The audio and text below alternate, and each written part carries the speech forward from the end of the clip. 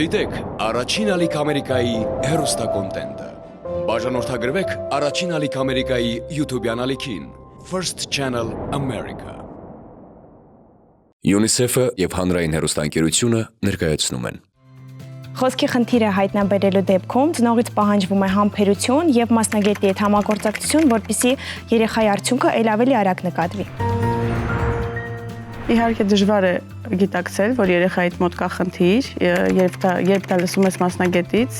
բայց կարևոր է էմոցիաները զսպել, էմոցիաները թողնել մի կողմ եւ զբաղվել երեխայով եւ օգնել երեխային, որպեսզի հաղթահարի խնդիրները։ Խոսքի զարգացման խնդիրները հնարավոր է նվազեցնել, եթե մենք մանկահասակ երեխաների շրջանակում սահմանափակենք ժամանակակից տեխնոլոգիայի կիրառումը։ Ես կարծում եմ, որ ցանկացած խնդրի դեպքում, մասնավորապես խոսքի հապաղման դեպքում, պետք է հենց ժամանակին դիմել մասնագետի եւ բացարձակ չամաչել շրջապատի կարծիքից։ Մոտավորապես այսպիսի երկխոսություն կյանքում գոնե մեկ անգամ հաստատ լսել եք։ Երեխաս 2 տարեկան է ու չի խոսում, ասում է մայրիկը։ Մի անհանգստացիր, նորմալ է, բոլորս էլ տարբեր տարիքում ենք սկսել խոսել, պատասխանում է զրուցակիցը։ Իդեպ զրուցակիցը միշտ չէ, որ սխալ է, բայց ինչու հենց ձեր երեխան պետք է դառնա փորձարկման օբյեկտ։ Սպասենք տեսնենք կխոսի թե ոչ։ Խոսքի հապաղումը տարածված երևույթ է, բայց ոչ բոլոր դեպքերում է այն անցնում անհետևանք։ Ապագայում երեխան կարող է ունենալ դժվարություններ գրավոր եւ բանավոր խոսքում։ Տնօրինական ժողովում այսօր քննարկելու ենք խոսքի հապաղման պատճառները, ժամանակին արձագանքելու կարևորությունը եւ խնդրի հաղթահարման եղանակները։ Միացեք մեզ։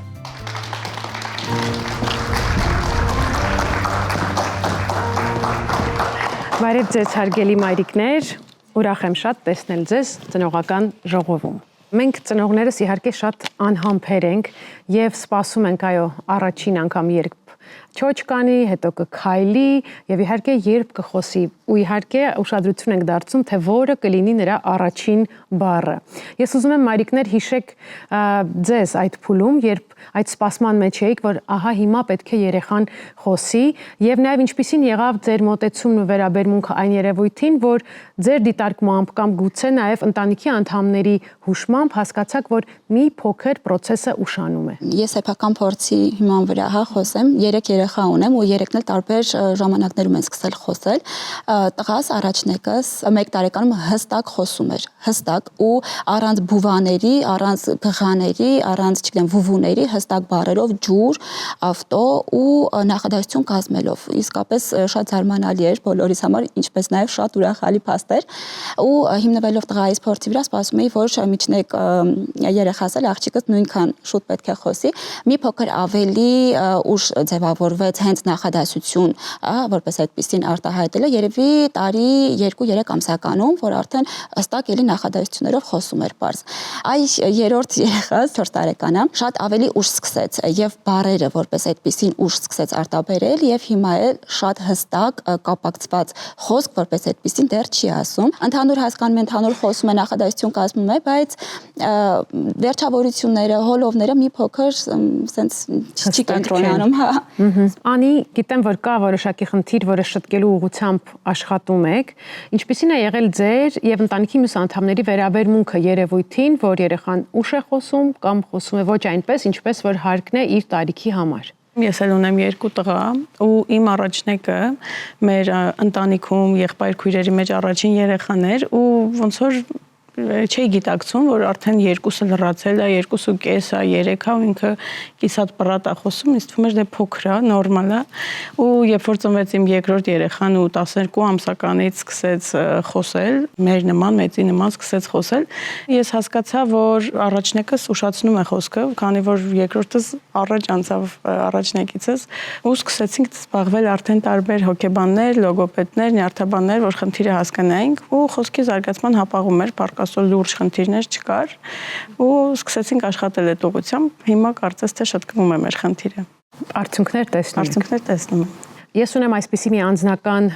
դիտարկում եւ կարծես մեր քննարկվող երկու դեպքերն էլ վկայում են, որ մեր հասարակության մեջ կա թերահավատություն, մարդիկ թերագնահատում են խոսքի հապաղման երևույթը եւ դրա հետևանքները, փորձում են սпасել, չեն հավատում ինչը վերջ որ կա խնդիր, ինչ է կարծում, որտեղից է գալիս այս երևույթը։ Միանշանակ համաձայն եմ, անձամբ իմ փորձից կարող եմ ասել, որ ես թեկուզ մեր շրջապատում ասեցի, որ որոշել եմ, որ երեխային տանեմ լոգոպեդի, ճիշտ է մեր տան անդամները բոլորը կողմ էին, բայց ես խոսում եմ ավելի լայն շրջապատի մասին։ Բոլորը ասում էին, վայ, ինչի ինքը առանձին բառեր շատ է ասում, իմ հնագստությունը հետեւյալն էր, որ ինքը նախադասություններ չի կազմում, բառեր շատ գիտի ասում է, բայց նախադասությունները իր մոտ դժվարությամբ էր ստացվում, ու շատ-շատերը ասում են ինքը տղա է, այդ ոնց որ այդ կարծրատիպն էլ կա, չէ, հասարակության մեջ, որ ինքը տղա է, ինքը ուշ է խոսալու, դու սպասի, մի անհանգստացի դեռ 3 տարեկան է, բայց ոնց որ ես ներքուստ ես շատ անհանգիստ էի, էլ մտածում էի ավելի լավ է ես ինձ ինչ հնարավոր է անեմ, որպեսզի հետագայում չզղջամ չարացներիս համար։ Շատ լավ, Անի, որպես մանկավարժ, անդրադառնանք նաև ձեր տարիների փորձին, գուցե նաև դուք դիտարկում եք, որ այս երևույթը շատացել է վերջին շրջանում, ունեք այսպիսի տպավորություն։ Այո, տպավորությունը հենց այդպիսին է։ Մինչև 2 տարեկան երեխան գadgetները ձեռքին կամ հեռուստացույցի էկրանների առջև նստած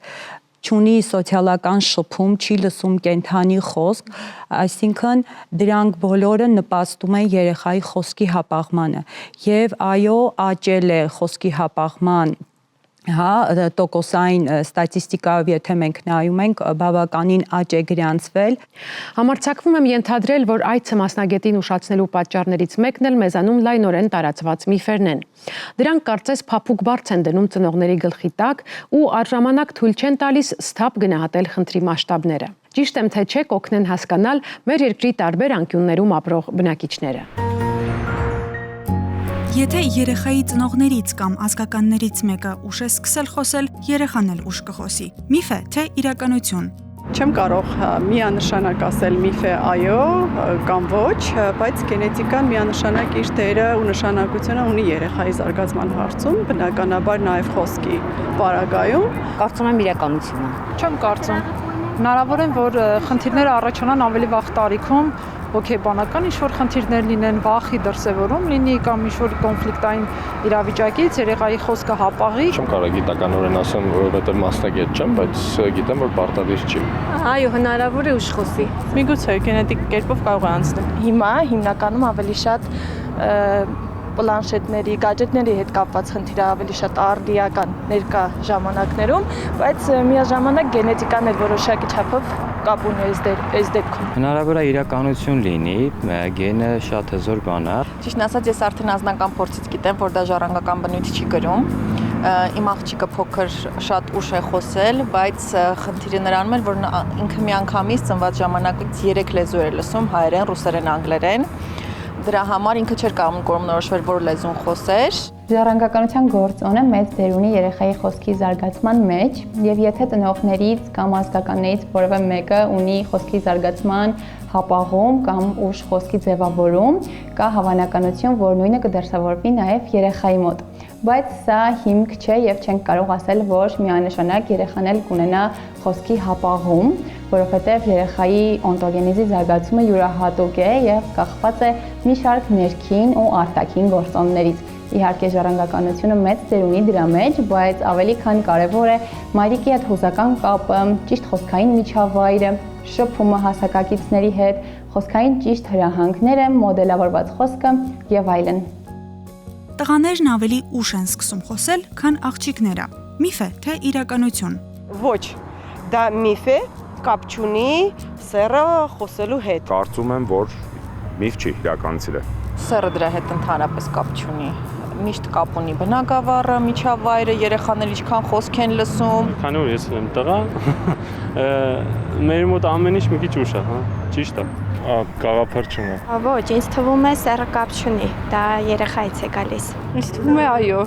իմ օրինակով իմ աղջիկն ավելի շուտ է խոսել, քան տղան։ Իրականում հետազոտությունները ցույց են տալիս, որ աղջիկ երեխաների մոտ խոսքը ավելի շուտ է զարգանում, քան տղաների մոտ, ինչը դրսևորվում է հիմնականում առաջին բառերը ասելու, բառապաշարի ձևավորման, խոսքային կառույցների հստակեցման դեպքում։ Սակայն այս տարբերությունները շատ չնչին են եւ հիմնականում նորմայի սահմաններում։ Մենք չենք կարող այս խնդիրը պայմանավորել սեռով, այսինքն չենք կարող ասել, որ տղայի մոտ նորմալ է, որ խոսքը հապաղում է, ուշանում է եւ պետք չէ դիմել մասնագետի։ Սա իրականում միֆ է եւ ցանկացած ուշացման դեպքում պետք է անհապաղ դիմել մասնագետին։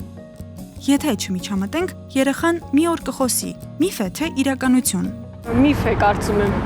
Իրականություն։ Չեմ կարծում։ Միջամտությունը պետք է։ Չէ, ինձ թվում է։ Առանց միջամտության չի լինի։ Պարտադիր է, լոգոպեդի միջամտությունը պարտադիր է։ Հնարավոր է, երեխա է, պետք է միջամտել process-ին, երբ նկատվում է խոսքային խնդիրներ, դիմել մասնագետի։ Չմիջամտելը դա անտարբերություն է երեխու դաստիարակության հետ կապված։ Եթե ուշադիր ես լինում ու հասկանում ես, որ երեխան հնարավոր է ունի ինչ-որ խնդիրներ, ուրեմն պետք է միջամտես, տանես մասնագետների մոտ երեխային։ Այո, ճիշտ է, երեխան ինքն է ընտրում, թե երբ պետք է խոսի։ Սա շատ վտանգավոր է, որովհետև երեխայի խոսքի հապաղման դեպքում ծնողները հաճախ մտածում են, որ կարելի է սպասել, չտանջել երեխային եւ ժամանակի ընթացքում խնդիրը ինքն իրեն կհաղթահարվի եւ երեխայի մոտ կձևավորվի ինքնուրույն խոսք։ Ցավոք սրտի ժամանակը չի կարող օգնել այս պարագայում, անհրաժեշտ է համապատասխան օգնություն եւ մասնագետի խորհրդատվություն։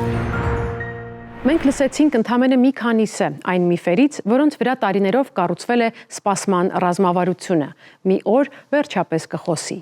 Մենք ձեզ հորդորում ենք չսպասել, թե ինչու, կբացատրի լոգոպեդ, մանկավարժական գիտությունների դոկտոր, դոցենտ Ժաննա Պայլոզյանը։ Բարև ձեզ։ Բարև ձեզ։ Շնորհակալություն, որ ընդունել եք մեր հրավերը։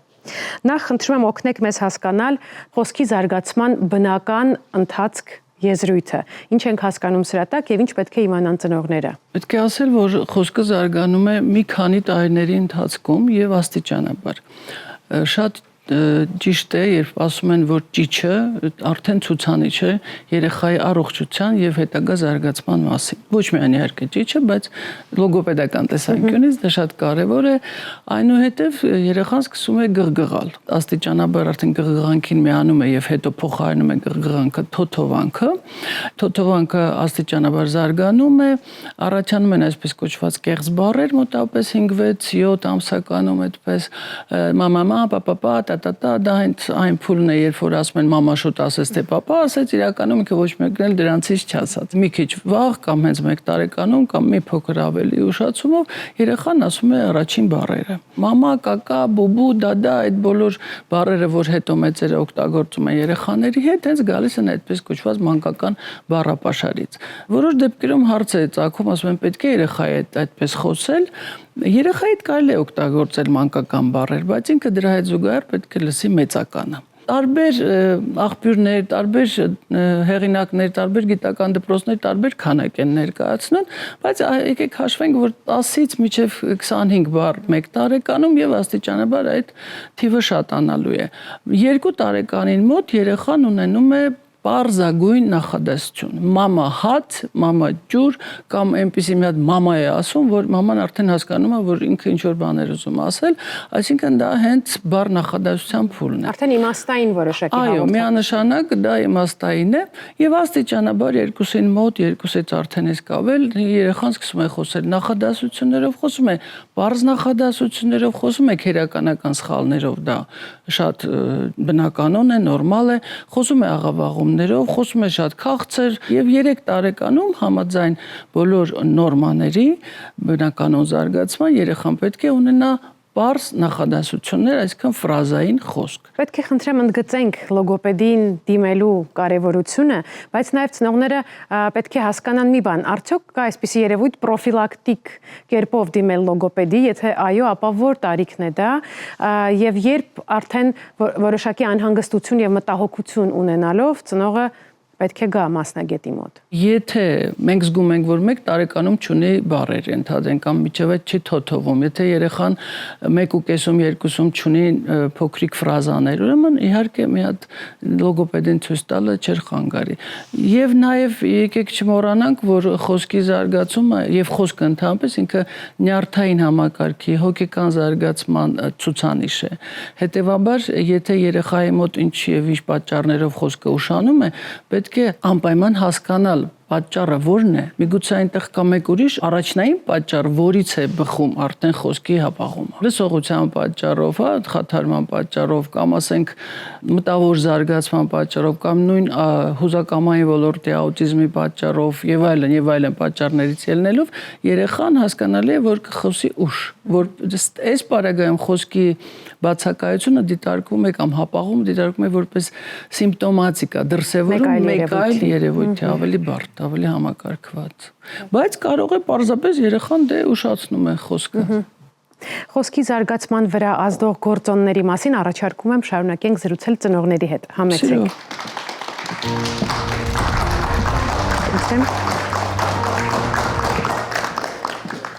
Մայրիկներ, մենք միացանք ձեզ եւ մեր քննարկումը շարունակելու համար առաջարկում եմ խաղի ձևաչափ։ Ես կընթերցեմ որոշակի հարցեր եւ պնդումներ։ Դուք ցույց կտաք դրանց ձեր վերաբերմունքը այո եւ ոչ վահանակների օգնությամբ եւ Տիկին Պայլոզյանը կպարզաբանի ճիշտ է արդյոք դա թե սխալ։ Պետք է խնդրեմ, որ վերցնեք վահանակները ու սկսենք մեր խաղը։ Տեսալսողական տեղեկատվության գերհագեցումը, ժամանակակից մուլտերն ու տեսանյութերը արդյոք դրական են ազդում երեխայի խոսքի զարգացման վրա։ Ինչ եք կարծում։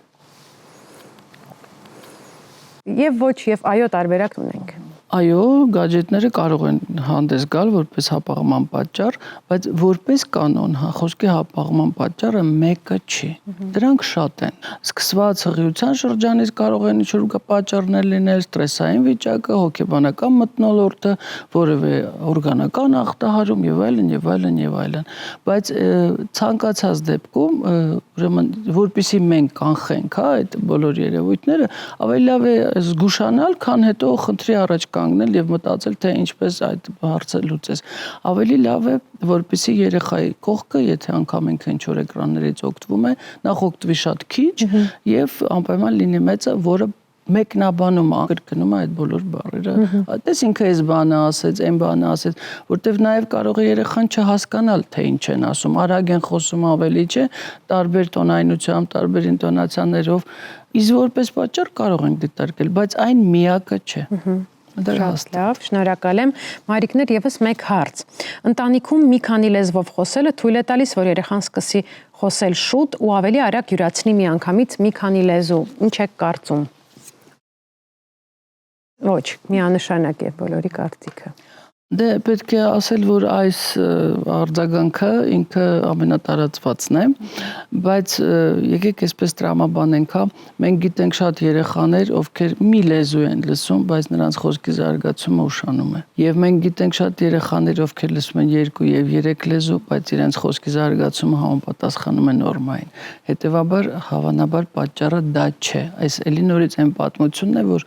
մի պատճառ չի կարող լինել։ Ինչ վերաբերում է խոսքի այդ 2 լեզու լսելուն, կա շատ վաղուց արդեն մշակած կոմունիկատիվ այդպիսի ստրատեգիա, որը ասում է 1 ծնող, 1 լեզու։ Եվ սովորաբար, եթե ընտանիքում մի քանի լեզու են իմանում կամ տարբեր ազգությունների են պատկանում ծնողները, ապա իրենք ցանկալի է, որպեսզի պայմանավորվեն եւ շատ հաճախ հենց մի ծնողը խոսում է մի լեզվով, իսկ մյուս ծնողը խոսում է մյուս լեզվով եւ երեխան զուգահեռ լսում է այդ 2 լեզուները։ Նաեւ շատ կարեւոր է, որպեսզի ծնողները, եթե խոսում են, ասենք նույն ծնողը գիտի 2 լեզու, 2-ով էլ խոսում է։ Շատ կարեւոր է, որպեսզի իրենք շփոթեն, չխառնեն այդ լեզուները, այսինքն նախադասությունը սկսեն 1 լեզվով, ավարտեն մեկ այլ լեզվով։ Շատ կարևոր է, որպեսզի երեխան լսի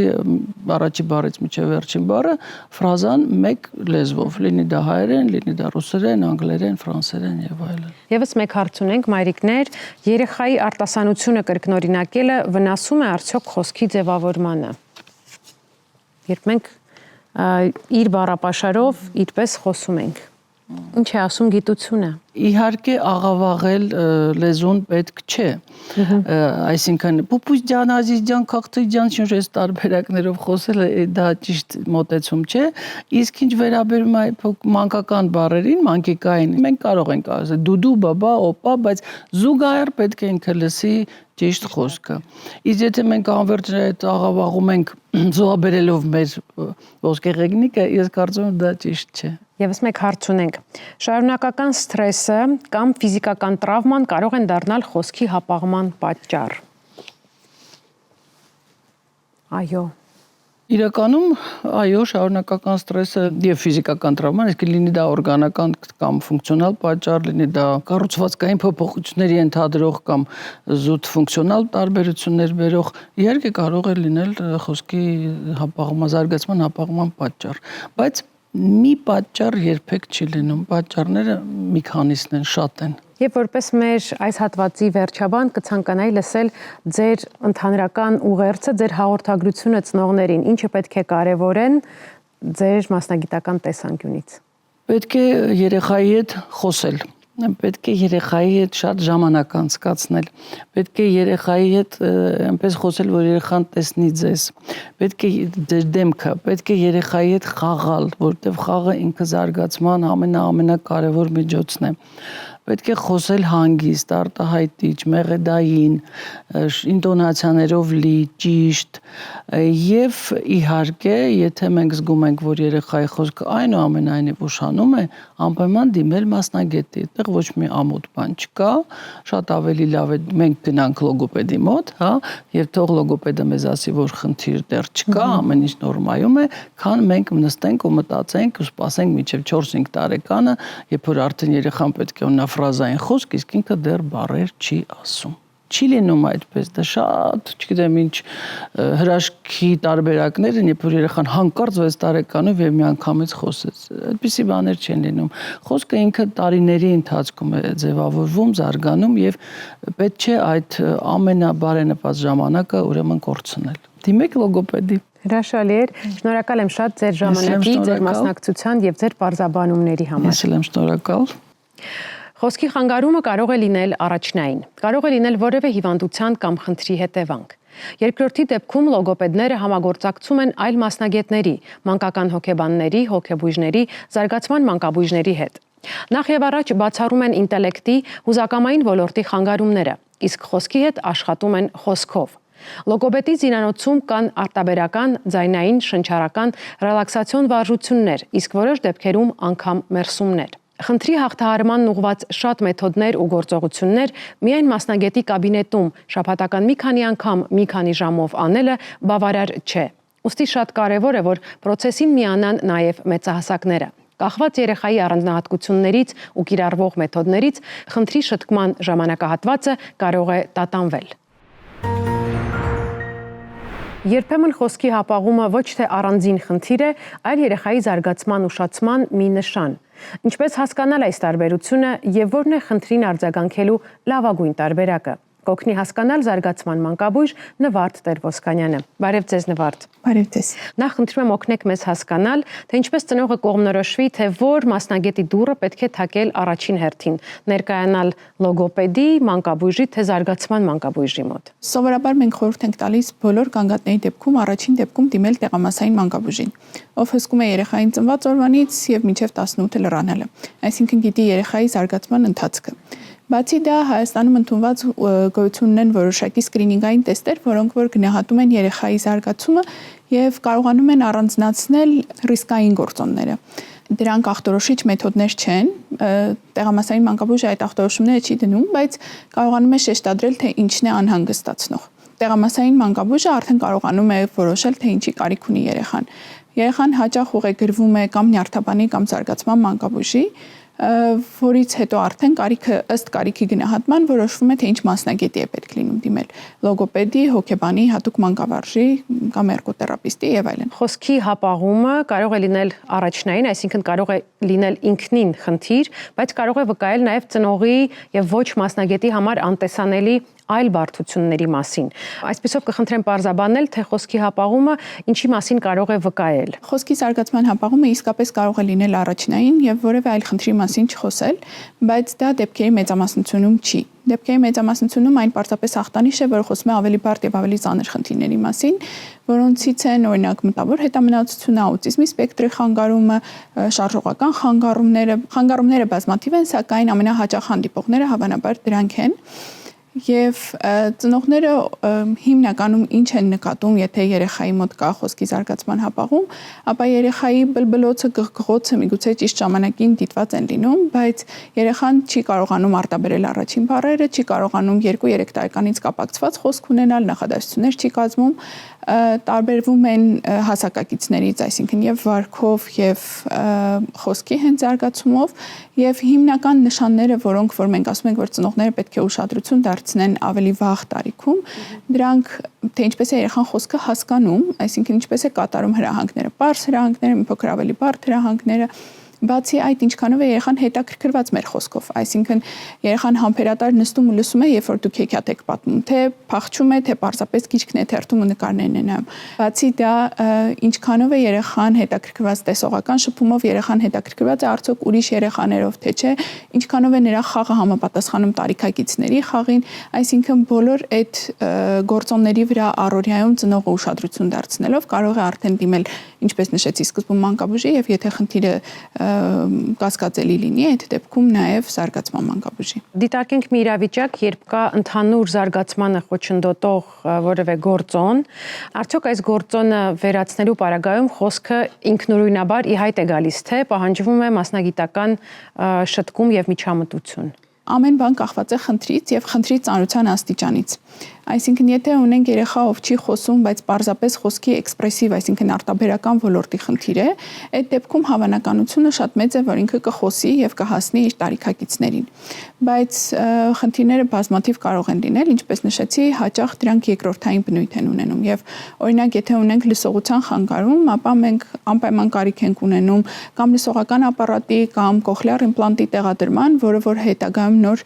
պարապմունքների միջոցով կարող ենք հասնել ֆունկցիոնալ խոսքի։ Եթե ունենք մտավոր հետամնացություն, եթե ունենք աուտիզմի սպեկտրի խանգարում, եթե ունենք ոչ գենետիկ հիվանդություններ, ապա միանշանակ կարիք է լինում պարապմունքների,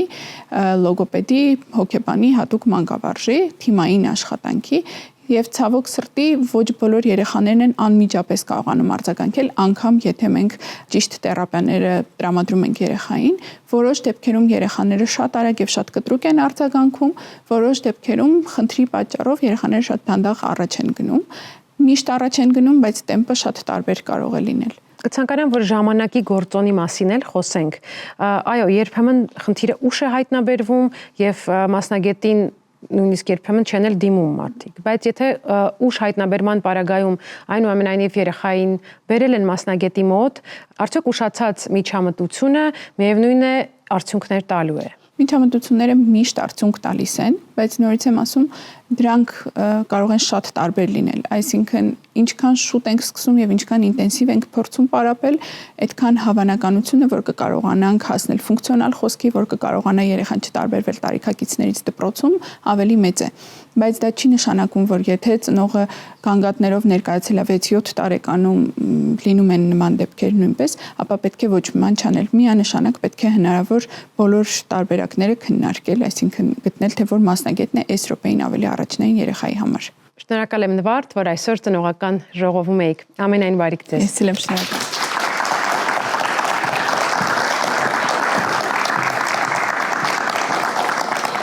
Ծնողական ժողովը շարունակվում է, այսօր խոսում ենք խոսքի հապաղման մասին։ Հարգելի ծնողներ, տարբեր դիտանկյուններից փորձեցինք նայել երևույթին եւ իհարկե լսեցինք ձեր օրինակները, ձեր սեփական փորձը։ Այժմ կցանկանամ, որպես ամփոփում այսօրվա մեր զրույցի, փորձենք հասկանալ, թե որոնք են այն կարևոր գաղափարները, որ տանում եք այսօր ձեզ հետ մեր տաղավարից ու կցանկանայիք այդ գաղափարներով կիսվել մեզ լսող ծնողների հետ։ Խնդրեմ։ Կուզեմ ինձ եւ բոլոր ծնողներին խորհուրդ տալ, որ երբեք մեր երեխաներին չհամեմատենք ոչ մեր ավակ եւ կրտսեր երեխաների հետ, ոչ մեր բարեկամների, ընկերների երեխաների հետ եւ ընդունել նրանց այնպեսին, ինչպեսին որ կան, ու մենք մեր մեջ էլ հաղթահար ենք, եթե տեսնում ենք մեր երեխայի մեջ խնդիրը ու ամեն ձև օգնենք երեխային, որպեսզի ինքն էլ հաղթահարի ու շտկվի բոլոր խնդիրները։ Ու նաեւ խնդիրը նկատելով երեխայի մեջ թերարժեքություն չսերմանենք։ Երբեք ամոթանք չտանք այն հանգամանքի համար, որ գուցե տվյալ տարիքում բարդ դասական նախադասություններով չի խոսում, այսինքն երեխային ուժ տանք հակառակն անելու փոխարեն։ Շնորհակալ եմ, խնդրեմ։ Օգնել ասելով ես նաև հասկանում եմ, որ երեխայի հետ շատ պետք է խոսել։ Լսի ու կգա ժամանակը, կարծում եմ կվերարտադրի նաև քո խոսքն ու միտքը։ Այնպես որ այսօր մարդ արարածը շատ մեծ կարիք ունի շփման, անկեղծ զրուցակցի ու խոսքի ու շփման, որովհետև իսկապես այնքան ենք բոլորս մտել այդ հեռախոսների մեջ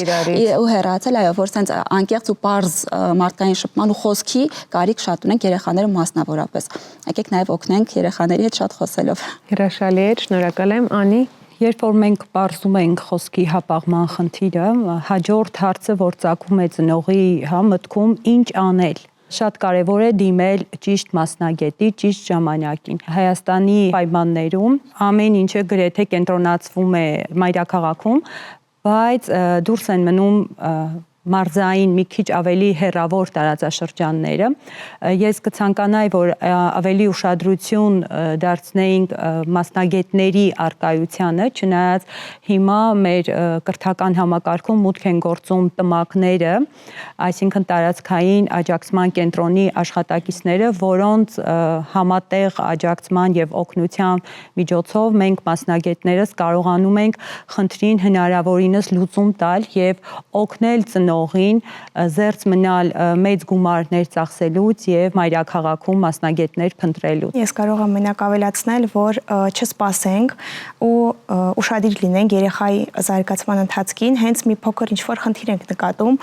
հնարավորինս շուտ դիմենք մասնագետի, որպեսզի մեր երեխայի զարգացման ընթացքը այլ ավելի արագ գնա, էլ մենք էլ այդ ընթացքով ուրախանանք մեր երեխային ինչքան կարող ենք օգնել։ Ժամանակ չկորցնելու։ Երեխայի խոսքը նրա մտածողության, երևակայության ու սոցիալական կյանքի բանալին է։ Վառ օրինակ է կրթությունը։ Ուշացած խոսքի պատճառով երեխան կարող է ունենալ դժվարություններ կրթական process-ում, գրավոր խոսքի յուրացման դժվարություններ եւ այլն։ Պարզ է, որ գրել կարդալու հետ կապված խնդիրներ ունեցող երեխան դժվարությամբ է ստանում ինֆորմացիա, այնինչ կրթության հիմքը ինֆորմացիան է։ Ստացվում է, որ մեր խնդրի անտեսման կամ ժամանակին չնկատելու պատճառով կարող ենք հարցականի տակ դնել երեխայի ամբողջ կյանքի որակն ու ձեռքբերումները։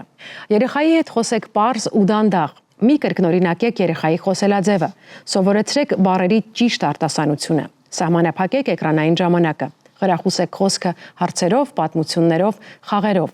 Եթե որևէ բան անհանգստացնում է, մի սպասեք, դիմեք լոգոպեդի կամ մանկաբույժի օգնությանը։ Հարգելի ծնողներ, շնորհակալ եմ այս քննարկմանը մասնակցելու համար։ Իսկ մենք կհանդիպենք հաջորդ ծնողական ժողովում։